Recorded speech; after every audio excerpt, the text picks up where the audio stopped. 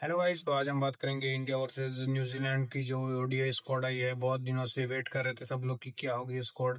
तो ये स्क्वाड मैं आपको पढ़ के बताता हूँ, उसके बाद मैं बताऊंगा कि कौन नहीं है और कौन क्यों नहीं है और किस लिए उसको छोड़ा गया है। और मतलब कि छोड़ने का तुक बनता भी था या नहीं बनता था। तो चलिए, सबसे पहले मैं पढ़ के बताता हूँ स्क्वाड, उसके बाद आप अपना बताइएगा कि आपका क्या पॉइंट ऑफ व्यू है कमेंट में। चलिए, सबसे पहले Suman Gill, Rohit Sharma, Virat Kohli, KL Rahul, Shreyas Iyer subject to fitness और as a vice captain. Washington Sundar, Ravindra Jadeja, Mohammad Siraj, हर्षित राणा, प्रसिद्ध कृष्णा, कुलदीप यादव, ऋषभ पंत, नीतीश कुमार रेड्डी, अर्शदीप सिंह, यशस्वी जायसवाल। और यहाँ पे आपको देखने के लिए मिलेगा कि हम लोगों की दो टीमें हो चुकी हैं। एक ओडीआई में, एक अभी अलग खेल रही है। टी20 वाले कोई भी प्लेयर, एक अर्शदीप को छोड़ के बाकी कोई नहीं है। तो यहाँ पे अलग अलग टीमें हो गई हैं दोनों, मतलब वर्ल्ड कप आ रहा है इसलिए। सबसे बड़ी बात तो ये है कि इंडिया की दो टीमें हो गई हैं। और ये इंडियन की क्रिकेट की डेप्थ की बात बताता है कि कितनी डेप्थ है इंडिया में, कि टी20 के प्लेयर ही कोई नहीं है। ये ये हार्दिक पांड्या और जसप्रीत बुमराह को आराम दिया गया है, वो अंडरस्टैंडेबल भी है कि यहाँ पे ये अभी आपका आईसीसी टूर्नामेंट आने वाला है इसीलिए। और सबसे बड़ी बात भाई कि ऋतुराज गायकवाड़ विजय हजारे में रन बना रहा है। उससे पहले साउथ अफ्रीका में शतक मार के आ रहा है, तो पता नहीं उसको क्यों नहीं सेलेक्ट किया गया। क्योंकि इसलिए क्योंकि सब्जेक्ट टू फिटनेस पे आपने श्रेयस अय्यर को ये सेलेक्ट तो कर लिया, वो बनता भी था कि 100% वो, मतलब जो उसने परफॉर्मेंस दिया पास्ट में वो बनता था। लेकिन किस बेसिस पे आपने ऋतुराज को बाहर किया, वो इस टीम मैनेजमेंट को कुछ समझ नहीं आ रहा है। कि जब किसी को मौका दो, उसके बाद रन बनाए, उसको फिर बाहर कर दो। पिछले बार भी एक दो प्लेयर के साथ ऐसा हुआ है। और उसके बाद जो मोहम्मद शमी का बहुत ज़्यादा बज़ था कि वो आने वाले हैं, मेरे को नहीं लग रहा था, इसलिए मैंने वीडियो भी नहीं की थी। तो यहाँ पे मोहम्मद शमी नहीं है, वो प्लांटेड खबर मेरे को लग रहा है किसी ने फैला दिया अफवाह कि मोहम्मद शमी, यहाँ तक कि उन पे बात भी नहीं हुई है। तो वो कहाँ से, अब मतलब लग रहा है मेरे को कि उनका अब इंडियन क्रिकेट से हो चुका है। वो अपना आगे जो भी करना चाहें कि रिटायर लेना चाहें, वो उनका कॉल है। ये सब तो पर्सनल डिसीजन होते हैं, मैं उस पर कुछ नहीं बोलूंगा। लेकिन मेरे को नहीं लग रहा है कि वो आगे देख रहे हैं उनके लिए और अब ये मैनेजमेंट का मेरे से ये इशू है कि जो परफॉर्म कर रहा है उसके साथ भी अपनी बन रहे हो, और जिसके खिला रहे हो उसको भी लगातार नहीं खिला। यहाँ पे मैं इसलिए बोल रहा हूँ क्योंकि मोहम्मद सिराज ऑस्ट्रेलिया सीरीज में था, तो साउथ अफ्रीका में क्या कर रहा था भाई। साउथ अफ्रीका की टीम में आप केवल तीन फास्ट बॉलर लेके गए थे, वो प्रसिद्ध कृष्णा, हर्षित राणा और अर्शदीप सिंह।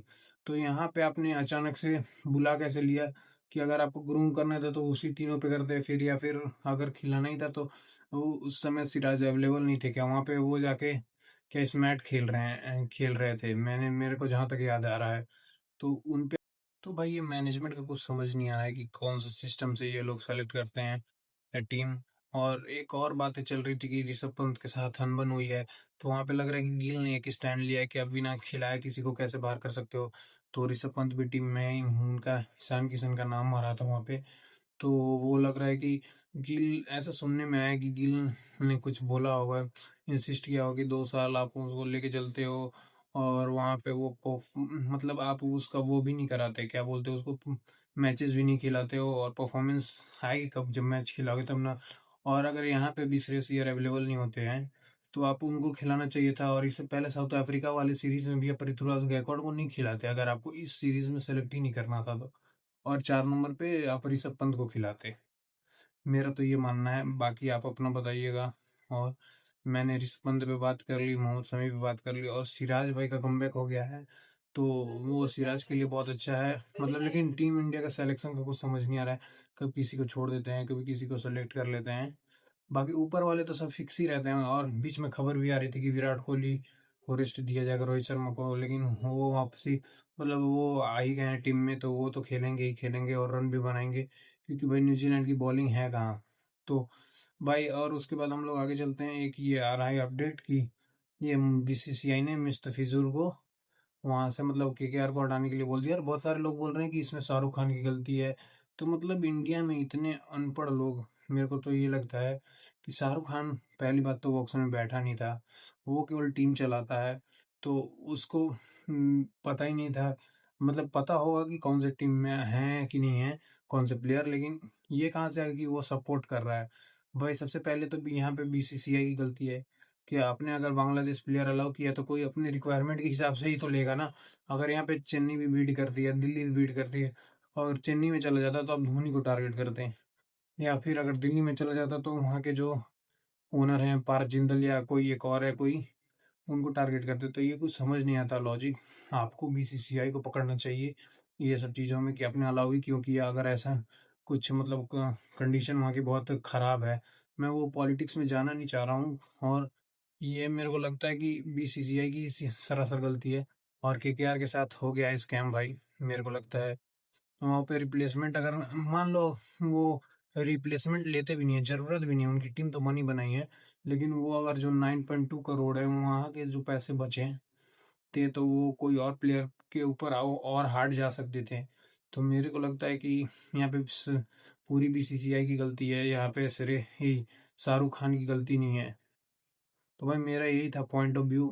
बाकी आप अपना बताइएगा कि आपको क्या लगता है कि केकेआर के साथ क्या हुआ, और यहाँ पे इंडियन क्रिकेट टीम में मतलब सिलेक्शन का कुछ मतलब समझ में नहीं आ रहा है। कभी बोलते हैं कि यहाँ पे 4 नंबर पे आप ऋतुराज को मौका ही नहीं दोगे।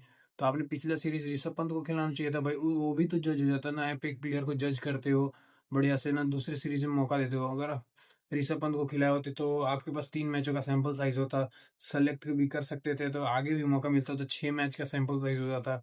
तो ऐसे वनडे में ऐसे ही प्लेयर बनते भाई। और एक मैच खिला के फिर वो सीरीज ही ड्रॉप कर दिया। उसमें 2 मैच मिले थे, एक में कैच बढ़िया हो गया, फिर एक में शतक बनाया था। तो भाई ये मेरे समझ से बिल्कुल परे है। वो श्रेयस अय्यर के साथ भी ऋतुराज गायकवाड़ को रख सकते थे, ऐसा मेरे को लगता है। और जायसवाल की बात करें तो विजय हजारे में उसका रन तो बन नहीं रहा है। और मैं किसी को हेट नहीं कर रहा हूँ, लेकिन भाई मेरा ये पर्सनल पॉइंट ऑफ व्यू है कि वनडे में वो नहीं खेल पा रहा है। वो जो 100 भी आया था तो वो 50 तक बहुत रस्टी लगे थे मेरे हिसाब से। और वो गायकवाड़ का केवल एक टॉपेज का छक्का मिला था उनको, और उसके बाद वो जो फ्लॉलेस इनिंग खेली थी उन्होंने।